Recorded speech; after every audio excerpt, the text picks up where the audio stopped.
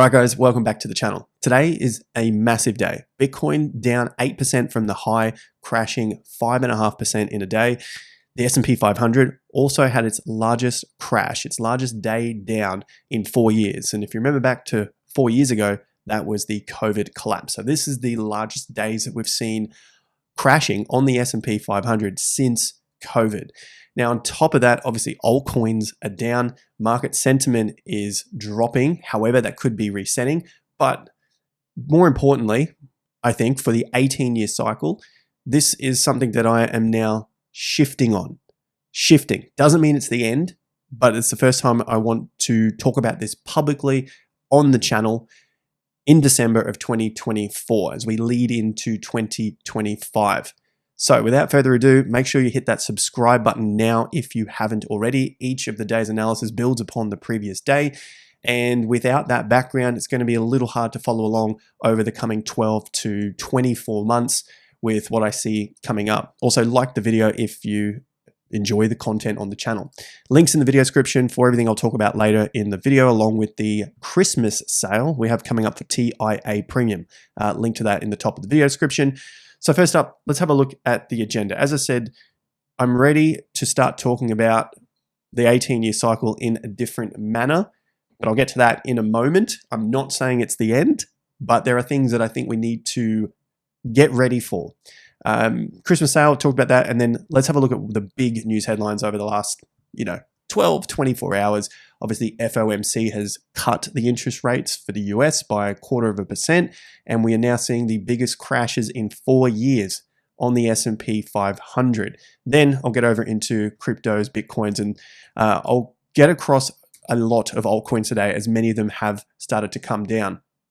I'll start with this video that I gave you on December 4th. Essentially, it was December 3rd for you guys not in Australia or Asia, of course.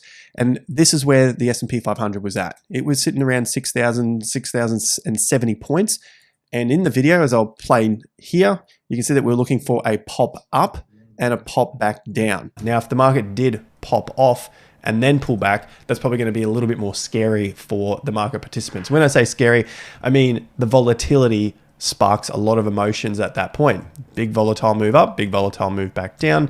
But we'll let that all play out. As you can see from the video I posted over 2 weeks ago, this is where the video was. The market popped up. We saw some more excitement come into the market, some more greed. And what I was looking for was basically just to pop back down into that position, which leads to further volatility, as you obviously heard in that video clip there.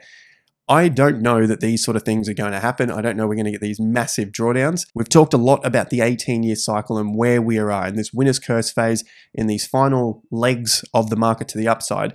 This is high volatility games. So you're seeing a lot of volatility. We saw the VIX go bananas.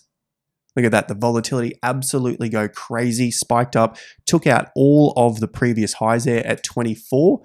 I suspect that will eventually find our way back into the bull market zone. How long that takes, I don't know, but we can take a bit of a reference range from the previous times, a few weeks up to a month or two. And from there, I think the game is going to get a lot more difficult. The game being investing, trading, for whether it's the stock markets, maybe you've got ETFs, or into Bitcoin and cryptos. Things aren't going to be easy like they were in 2022 or in 2023, or even in the first half of 2024. Bull markets, in my opinion, from my experience, are way harder. The final years of the bull market, I should say, because the bull market to me started at the bottom. We started from the lows in 2020, and also you could take it back to the next cycle as well if you want to go longer term cycles back to 2009 for the US stock market, right? But the easiest times are from the lows at 2020, and from what you guys might remember here on the channel in 2022 and 2023, this is a time when everyone else was talking about a bear market and recessions. But this to me now is the hardest times, because you're starting to see a lot more people flip into the bullish mindset and then looking to buy dips on the way up. The problem with that, you might think it's, well, yeah, if everyone's sort of jumping on board, why wouldn't that be normal? Like, why wouldn't that keep helping the market out? The problem is once everyone is in, and how do you know when everyone's in the market? Basically, when all the money is in, who's left to buy? That's the difficulty. At the bottoms, you have a lot of people who are not buying. They are too scared. You might remember maybe for yourself, maybe your own story. It's just part of the game as well. You know, we've all had to go through this. But you might remember in March. You might remember, so March 2023. You might remember 2023 from that July to October period. It was very, very fearful times, and a lot of money was not buying in at that time. They thought that the market was going to turn into a massive collapse and recessions, and you had all of the Harry Dents and all those sort of people telling us that the market was going to fall in 2023 and 2024, and that was it. The game was over. Worst collapse since 1929, breaking 2020 lows. It didn't happen. But now a lot of these people are starting to change their tune. You might not get the always perma bears like Harry Dent, right, that are going to change their tune. And they'll tell you, they were right when the market eventually collapses.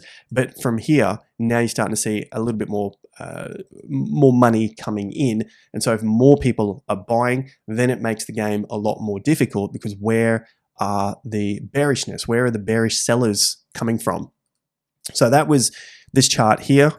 That's the first thing I really wanted to get across. Volatility going to get a little bit crazier. Personally, I think these are the hardest times. And then I'll get to my position with the 18-year cycle in a moment as well. The NASDAQ also had a very significant day down, and a lot of those gains that were made from the tech stocks have not followed through. So the last few days, they've come crashing down. Microstrategy. I haven't gone full-fledged get out or anything like that with MicroStrategy. And of course, someone always has a reason why the thing's going to go down. ATM, this and that for MicroStrategy keeps coming up, always selling. That could be the case. All I'm looking for a confirmation of further upside, and this is for strength for MicroStrategy, is to break past $450. There are your tops. Just break past that. That's all it's got to do. But for now, you've now had 2 days down on the back of what was meant to be amazing news. You also had the reversal day on the amazing news of the Bitcoin strategic reserve for the US was considered by Trump. Obviously, Powell has now said it's not going to happen, but we'll see what happens over the coming months. But now you've got 2 days down here, and it's broken the low at 355, closed underneath it, getting close to the next low here at around 338. And then you've got 50% levels and a swing bottom there at 322. There's a gap a little further down in around the 280s. And then you have the major 50% level here at 278. So from just a few days ago, trying to press to fresh prices, it now from the close sits only about 7.5% from the 50%, and that swing bottom around 8 or 9%, and then back to the next 50%, which is the next major support zone. It's about 20% away. Do note that MicroStrategy has done from that top to the low, it's already done a 22% drop. So it's not out of the question to do it in roughly 2 days. As for the rest of the tech stocks, yep, we've seen a new all-time high and then a reversal. That was Apple. Amazon, a couple of days ago, new all-time high, had a significant reversal. Google, new all-time high and a reversal. Facebook also had a significant reversal here. Microsoft, reversal. Nvidia, not as bad, but it hadn't climbed as much as the others, so it was already on a downtrend. And of course, after all the hype that Tesla had been going through, it's also hit a new all-time high at 488, now reversing.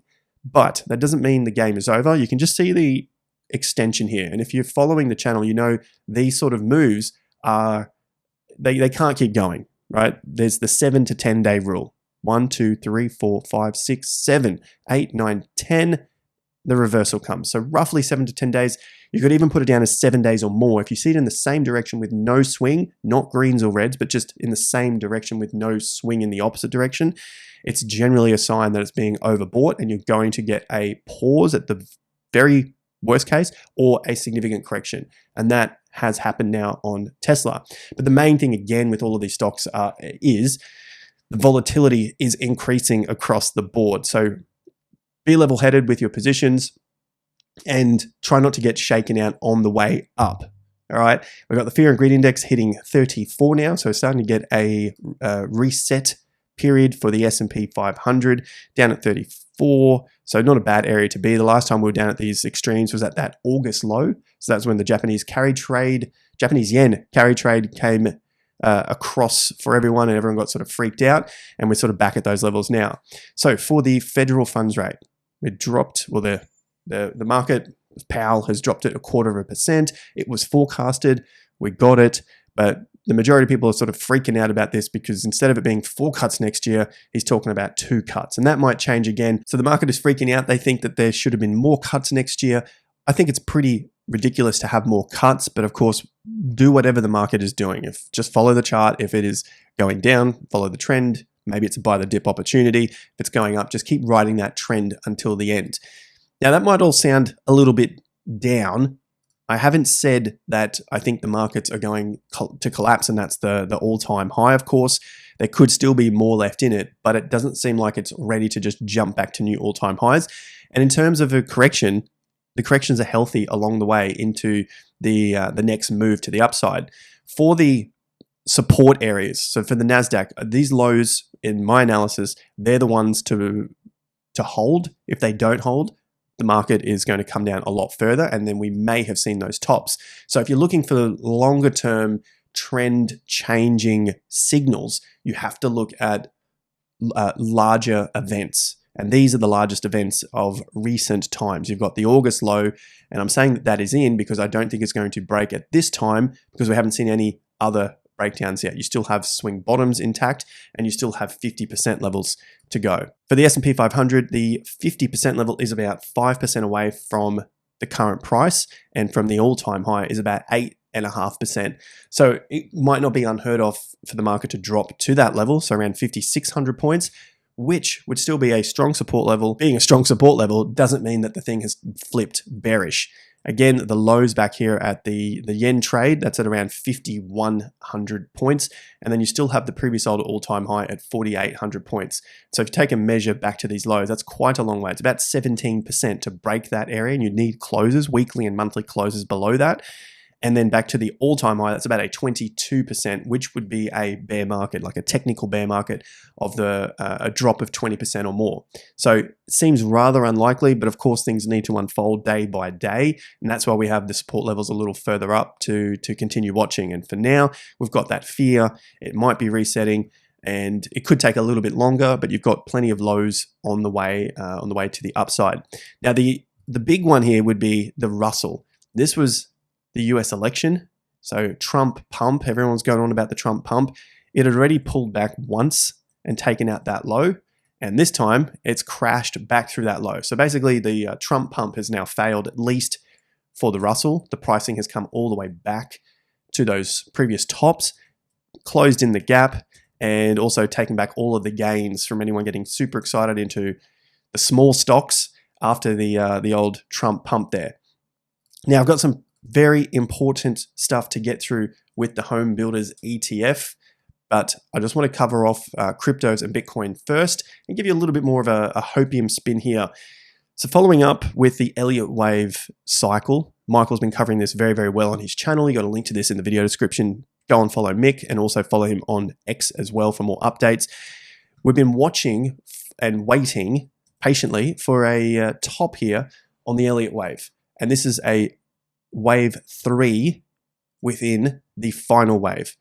So I'm still watching this as the final wave into any sort of top, right? So we're watching overall. There's still more to go to the upside. How much more is anyone's guess at this point. It could go to 120. It could go to 150. I just don't know. What I'm pretty sure, I don't think it's going to reach any of those ridiculous targets. There was 750K from Arthur Hayes. Nothing against Arthur. I'd actually like to do a video with him. I think he's pretty intelligent, but yeah, I don't think we're going to hit 750 in this cycle. We're not going to hit 1.5 billion that Kathy Woods is talking about. And Michael Saylor, he is absolutely dreaming. There is no chance any of his targets are going to get hit, I don't think, in this decade. So screenshot that and keep posting about it. Also helps out my algorithm. But anyway, on and back to Elliott wave 3. Top of 3 here. Here is 1, 2, 3. This could be roughly the top. Maybe we've got a little bit further, but after today, it seems like we're beginning that move into 4. So wherever that is, we're going to put a 4 in, and then from 4, you get wave 5 of the yellow one here, which is also the bigger term wave 5. So the longer term time frame. However, 5 is the end. So once we get to the end of 5 of 5, I'm not going to get greedy and expect bigger moves to some sort of made up targets. But from those tops, we probably typically see more price targets like 200K, 300K, maybe even 500K from that point. So just not to get too greedy there. What's happening with the fear and greed index? We're sitting at 75 on the fear and greed index after that 5% down, and many cryptos also getting absolutely obliterated, taking pretty significant dumps, but the greed remains. We're at 75. This also plays a part in the volatility, and that is the liquidations. We hit at a peak around $700 million combined for the shorts and the longs today, which takes us up to the third highest day in the last month. So getting very close to, it's somewhere around the fifth highest day in history, maybe fifth or sixth, right? But it's still a very, very significant day of liquidations, which generally could spell that a lot of the leverage positions are getting washed out. Now, if we do have another big day, you can see we do have larger days as well, which could also help sort out the low for Bitcoin and altcoins coming in. Another thing that keeps dropping off at the moment, which isn't the worst thing in the world, is the search volume for Bitcoin and cryptos, which kind of leads to this period where people are less interested in the prices at the moment. They're less interested in investing. So we're just looking at the market sentiment here, and you're seeing it just drop off. Ideally, you want to see the lows come in at previous high levels. So you can see the search volume here around 35. Some of the lows, higher lows are around 18, 19, 20. And the recent lows we saw around 33. But if you started to see it break down past, I would say below that high teens, then we're probably in for a longer period of price consolidation before any sort of move to the upside. Remember, everything that I'm saying here is on the back of, we might be in a wave 4, which is a corrective wave, which then resets the sentiment. Maybe the correction's only, to 90K, 95K. We don't know yet, right, for BTC. But overall, I'm still looking at it as some sort of wave 4, which then resets into the final wave. So although this all might sound dire, it's just part of what happens in the correction. And we're also seeing it here in the daily exchange volume. The volumes dropped down to 80 billion. And if you recall from the previous videos over the last couple of weeks, we were watching for 80 billion as a level that the market should remain at and not go below. That was the previous tops here, see 85 and 90. So somewhere around a support zone of 80 to 100 billion of daily exchange volume using a 7-day moving average. That would be the level to hold to then move to the upside rather quickly. But at the moment, it seems like it's dropping down and breaking through that level, which might mean that this is that longer correction into that wave 4. So we're just looking at signs here that the market is slowing down and giving us that re-entry opportunity should it continue higher. Otherwise, the show's over a little earlier than everyone expected. And of course, there's always going to be people that believe that. And I think that's still healthy if we still have more people that are believing that now, because we still need more bears in the market in order for things to go higher. If everyone's bullish, the game is over because everyone's here. It's the party analogy that I used often. If everyone's at the party, it's only so long until the party ends, right? But if everyone's not at the party yet, well, then you've got plenty more time to go. And in terms of a short-term signal that we're also watching, which was the Bitcoin ETF flows. Yes, a lot of, larger YouTubers like to use this on-chain analysis as reasons for getting into the market. I like to look at it from a contrarian point of view. If you're seeing a lot of retail getting in, or a lot of people getting, or at least Bitcoin spot ETF inflows increasing, it's generally around either short-term tops or a longer-term top formation is happening. And at the moment, for Bitcoin, each of these tops had been represented with high ETF flows. So some of the biggest days in history, and then the price didn't go anywhere. Same sort of thing at the low. Some of the biggest days out, and the price basically reversed and went up. So generally what we want to see is more and more coming in, and that's going to tell us that the top's in, and ideally from the lows, you want to see more and more flowing out, and that's going to hopefully pinpoint another low. So over the coming days, we'll have to wait and see what this volume comes in at, but this is basically on a weekly chart. We saw a lot of inflows over the last 3 weeks, and of course, in terms of the price, well, nothing has really happened over the last 3 weeks. Take a measure from today, go back 21 days, you're basically 96 to a couple of days above 103 and then back at 100 now. So in terms of percentage, not much, because when you look at it from the bottom, there's about 500 to 600% on the way up. And now the most amount of money that we've seen to date is coming in above $80,000. That was through some of these big days back here in November. And of course, over the last few weeks, we've also seen pretty healthy volumes coming in, but the price not going anywhere. So it could mean that others, well, the smart money is selling out. Now, as for the Bitcoin price analysis here, we have several support levels to the downside, 97, 94, and then the 50% level at about 80, call it around 87 to 89K. In terms of the short-term stuff, so that's the longer term, the 87 to 89. Let's have a look at the shorter terms as well. There's a 99 to 100, and then this level here at around 100K, which is obviously the psychological level. But for the longer term outlook here, if we do get any sort of corrections, I'm not going to be overly concerned unless we started to get closes below $87,000. That's the 50%, and around those previous lows on the way up. We had this big move up, and that was basically the first pause. So for a correction from the top, that would still be a healthy 19% down. Maybe you get a spike and then a close back up, but anything even into that 20% range, if it happened from here, is still pretty much on point with all the other corrections that Bitcoin has done in this entire cycle, except for the long 7.5 month consolidation and 144 days to that low.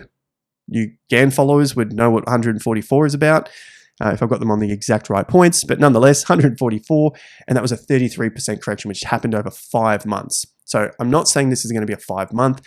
I suspect it is going to be less than this period here, provided the bull market is still on. And for now, there's no macro science to say that it's broken down and the game is over yet. So yeah, that's why I'm thinking anything into this wave 4 correction is going to be shorter than that period we saw through 2024. What we have been tracking very closely, which is not helpful for the bulls at all, is the USDT dominance. So here is the dominance.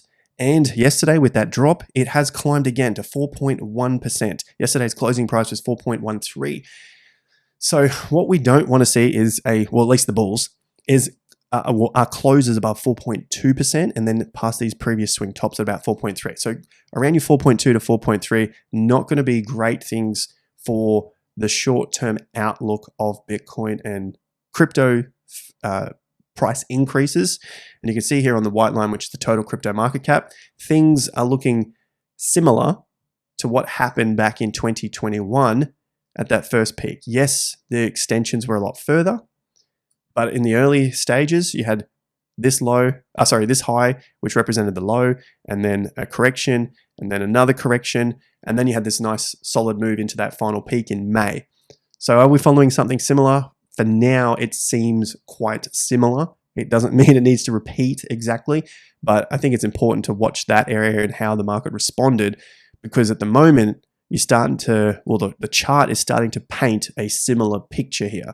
The only way that this can break, well, that can fail, and fail for a good reason, with more money coming in, is a breakdown of 3.8% on the dominance. And with the drop of altcoins over the last 24 hours, the Bitcoin dominance has obviously risen a little more here. I'm on the weekly chart just to cancel out some of the noise.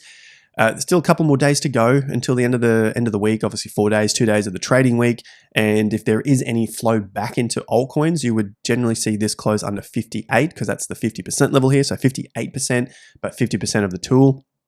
But it can rise all the way to 59, 59.2 and still be in a weak position. That would be putting in a lower high, and eventually it'll potentially roll over, right? But for now, it's still in an overbalance in price, which suggests eventually you're going to see further downside to the dominance, which is a good play for altcoins. The altcoin total market cap here, so crypto total market cap, this one is excluding Bitcoin, ETH, and stablecoins. So we call it the true altcoin market cap. Still lower highs, but higher lows for now. This could play out further to the downside, and the support level is still there at 700 billion. That could be another area that you would look for support and then start to load up your positions for altcoins in that next move if we're going to get that wave 5 out of the lows. So just keep watching your timing, keep watching your charts for any sort of support levels. And below that 700 billion, you're looking towards the previous tops at about $640 billion. We're not at either of those yet. I suspect we've got further to go on this one, and that's going to be my key level there. So even if you're getting in here and it drops a little bit lower, That's the game. So you've got a couple of solid levels here that you could watch for entries, which is a great segue to channel sponsors. Bybit, you've got the crypto debit card. Bluffin, you've got no KYC along with CoinCatch as well. And then for the Aussies, $20 a free BTC. That's basically your onboarding platform, and then you can go crazy elsewhere in the game. So that's Bitcoin dominance wrap up. That's the total crypto market cap. Now let's have a look at ETH and the altcoins as per our agenda. And for the ETH BTC, we're getting relatively balanced corrections for now. There is still the possibility that ETH BTC breaks down and none of this happens because we have not got a break above 0.04. That's the level that we're watching. Mark that up on your charts, 0.04.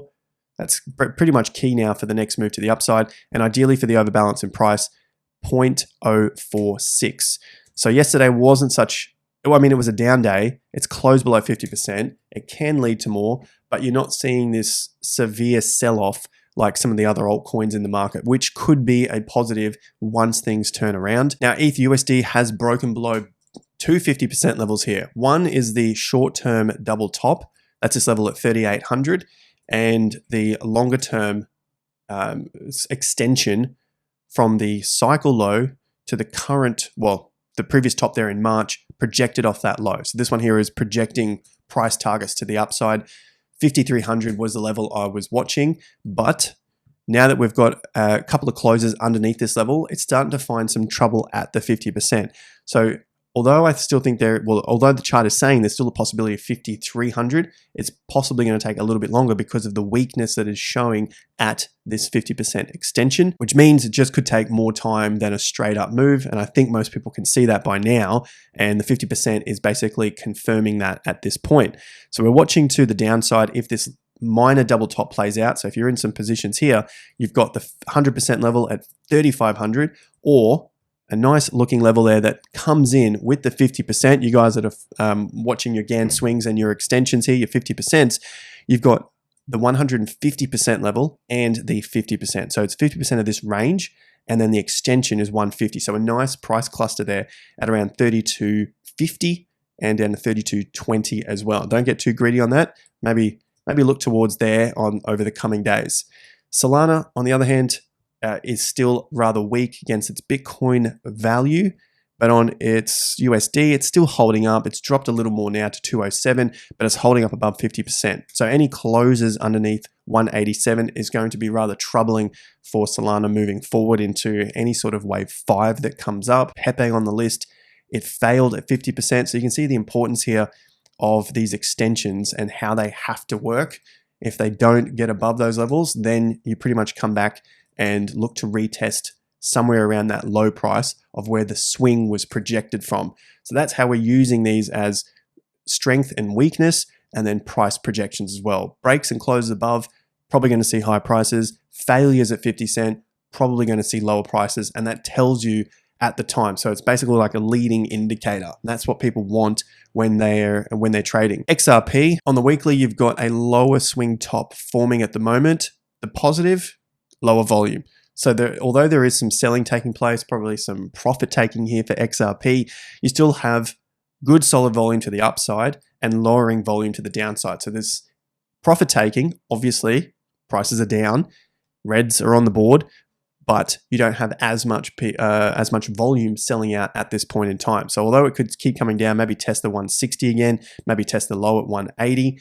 For now, at least, this is pretty much just profit taking, eventually looking to build up to the next move. So I've covered off almost everything in today's video, but I wanted to mention this and leave it to the end of the video for you guys that have stuck around for over 30 minutes with me. First time in history, I've changed my position. So I'm talking about the 18-year cycle here. 12 years ago is when I found this cycle, found it through Phil and the guys at Property Share Market Economics. Our Kills put this together and we've recreated the chart to bring it up to date here with our company, TIA Crypto. We're in this winner's curse phase, but where it ends is obviously anyone's guess. So I'm just trying to forecast out. And that doesn't mean that I'm trying to pick the exact top. I'm literally just looking at the days, the dates here in terms of years and try to pinpoint it down to some sort of quarter within that year. At the moment, we're still heading up. And this is the house prices, US house prices, and it relates to the economy as well. The economy is still doing well. Stock markets obviously had a day down. People are sort of freaking out. They might think that that's the end and the game is over.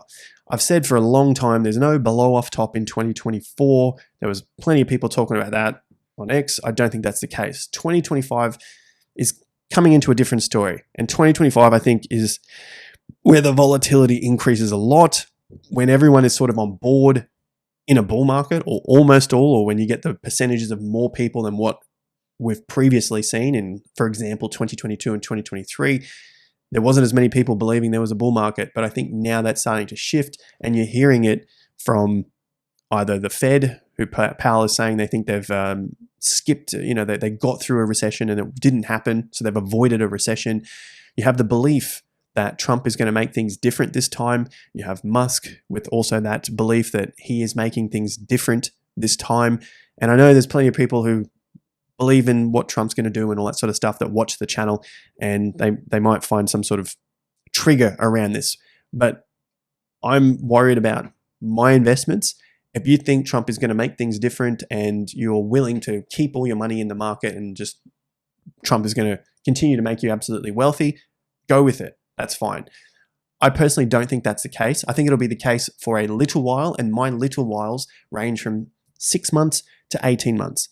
I have been in the market for over 10 years. I'm not talking just about crypto. I'm talking about real estate as well. So I've been in the markets for a long time. And to me, a short time is roughly 6 to 18 months, because that's roughly this winner's curse phase here. It says, roughly 2 years, but we are into it now in 2024. So we might only have 6 to 18 months left on the long side of it. So I needed to preface all of that with the next part. I'm changing my position here. I think it's important to have a look at the house prices first. You've got house prices still increasing around the globe. I've started here with Germany. You have the UK, new all-time highs, right? That's gone to new fresh high prices. Some places in Europe and the UK are not at new all-time highs. I get it, but we're looking at national prices as well. Do remember, this is based off the US. However, other countries around the world will also have pretty strong house price growth as well. France, it has not been the greatest, and it's been like that for several months, right? You had the top there in 22, and it's still down in June 24. This is all quarterly data here for house prices across the globe. But their stock market isn't as strong as Germany or as the UK either, and it's obviously showing in their house prices as well. UK all-time highs, and as I said, Germany pushing higher again after a low in 2023. We're now at November 2024. It's been climbing that whole time. Spain, it's been on the rise since 2014. Italy on the rise since the mid-teens. Netherlands, new all-time high. Switzerland, new all-time highs. I think this is Portugal, new all-time highs. People will say, well, it's because of the foreigners coming in. Doesn't matter. Doesn't matter what the reason is. The prices are going up. You can't stop the foreigners at this point. Maybe one day you will. Greece, nearly at all-time highs again, getting very, very close to fresh prices there. And for my home country of Australia, we're at new all-time high prices. However, the Home Builders ETF, something we follow very closely when it comes to this cycle, is on one of its worst streaks in a very, very long time. The short-term 50% level has decisively broken in the last 24 hours, but that is only a short-term 50% level, and I'll now be looking at longer-term 50% level. So this could be a significant reset before we start to head higher, or it could be a lower top forming. So maybe a bounce, and then we form into a lower top over the next 12 months. And that is a major reason why I'm talking about this now. First time in history, I'm changing my position on the 18-year cycle. However, that does not mean that we are going down from this point. And that was it. The peak is in and we're going down this point. It very well could be, but I don't have enough confirmation yet to decide that.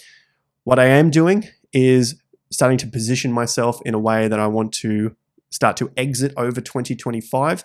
And I talk about this in far more detail because I have more time to go through it in details with TIA Premium members. And as I said in the intro, there is a sale on TIA Premium and the TIA Indicator Suite, the Christmas sale. I've just put up an update for my long-term portfolio. That is for my retirement fund portfolio. You can also view that as a TIA Premium member. It's posted now for you in your courses. So if you're not a member yet, jump on board with that. The links are in the video description for TIA Premium, but if you are a member, go and check that out now. Plus, I'm going to be following up with where I'm going to be positioning this money over the next 1 to 4-ish years as the cycle peaks and begins to come down. So if that interests you for your own portfolios, check it out now with the Christmas sale. You can also get the indicator suite with a very, very healthy discount on there too. Other than that, I hope you've enjoyed today's video, and I'll see you guys back here at the next one. Make sure you like and subscribe, and have a fantastic day. I'll see you back at the next one. Take care, guys.